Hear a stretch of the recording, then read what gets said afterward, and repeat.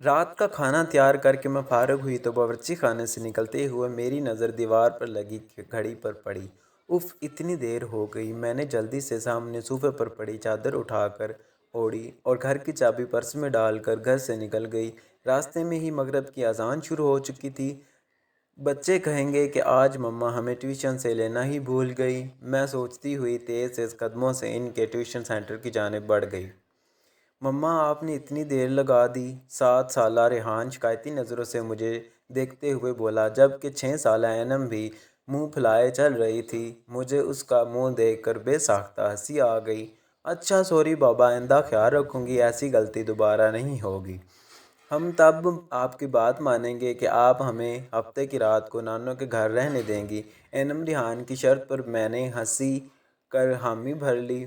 जल्दी चलो, तुम लोगों के बाबा भी घर आने वाले होंगे। दोनों का हाथ पकड़कर सामने वाली गली में दाखिल हो गई। ये रास्ता शॉर्टकट था, इधर से जल्दी घर आ जाता था। वैसे मैं तो रोड से ही जाती थी, ज़्यादातर उस गली से गुजरते हुए कतराती थी।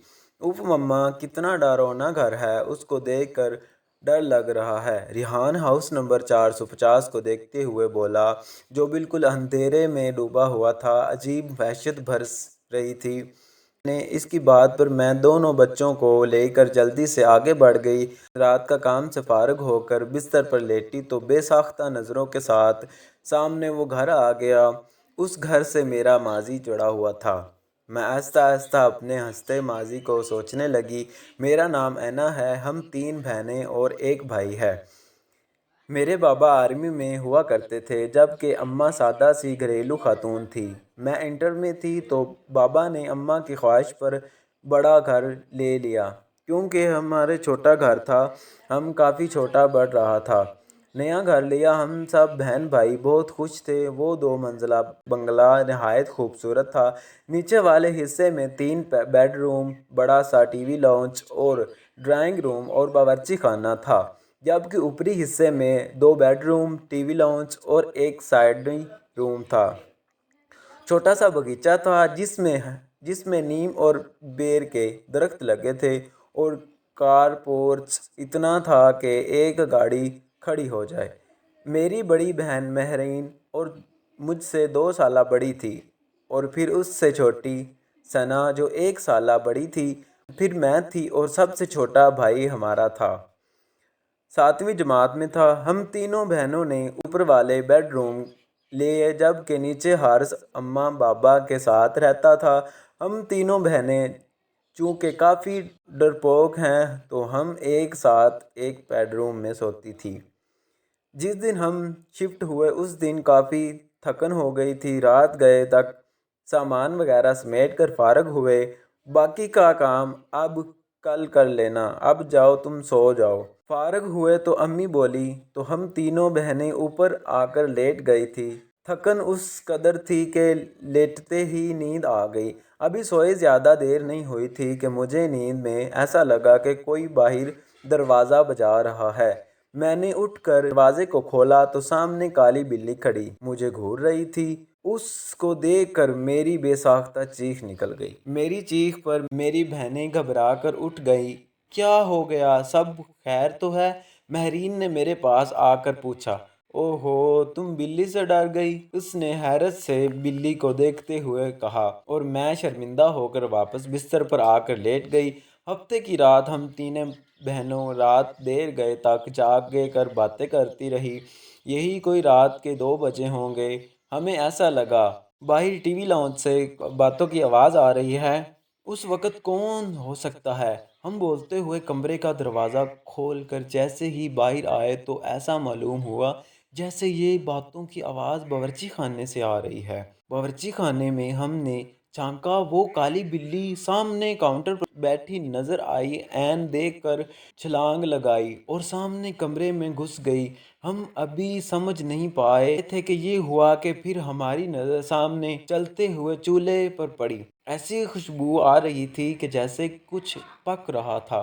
लहरीन ने आगे बढ़कर चूल्हा बंद किया। हम तीनों ही घबरा कर उस गए थे اس بات کا ذکر ہم نے اگلے دن امی سے کیا، جس پر الٹا ہمیں ڈانٹنے لگی کہ جلدی سویا کرو۔ اتوار خانہ ابھی فیملی کے ساتھ ہم سے ملنے آ گئی تھی۔ رات دیر تک وہ اپنے گھر گئی تو نیچے ٹی وی لاؤنج میں رکھے تخت پر بیٹھی ہم تینوں بہنوں اور امی باتیں کر رہے تھے، جبکہ ابو اور حارث سو جا چکے تھے۔ پھر امی کی نظر لاؤنج سے جاتی سیڑھیوں پر پڑی۔ ارے آئینہ بیٹا، اوپر دیکھو، کوئی بچہ رہ گیا۔ خالہ کے چھوٹے چھوٹے بچے تھے، کافی شرارتی تھے۔ امی کو لگا کہ کوئی بچہ اوپر نہ رہ گیا ہو۔ امی کی بات پر ہماری نظر بھی اوپر کی جانب جاتی سیڑھیوں پر اٹھی۔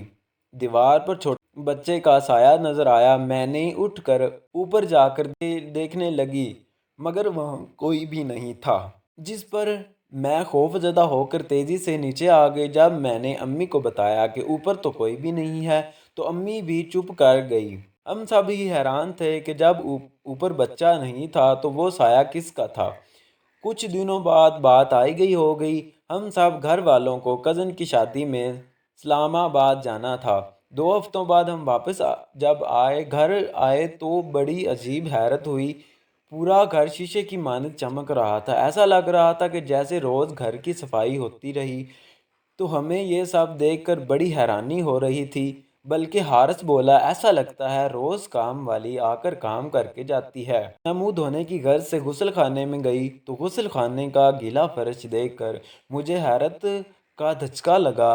یہ ایسا لگ رہا تھا جیسے کسی نے غسل خانہ استعمال کیا ہو۔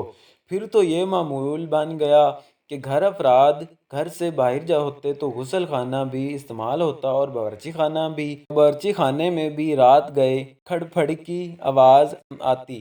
ہم لوگوں کو وہ کالی بلی مستقبل گھر میں گھومتی ہوئی نظر آتی۔ ہم لوگ اب آہستہ آہستہ ان باتوں کے جیسے عادی ہوتے جا رہے تھے جب وہ ہولناک واقعہ رونما ہوا، جس کے بعد ہم نے فوراً گھر چھوڑ دیا۔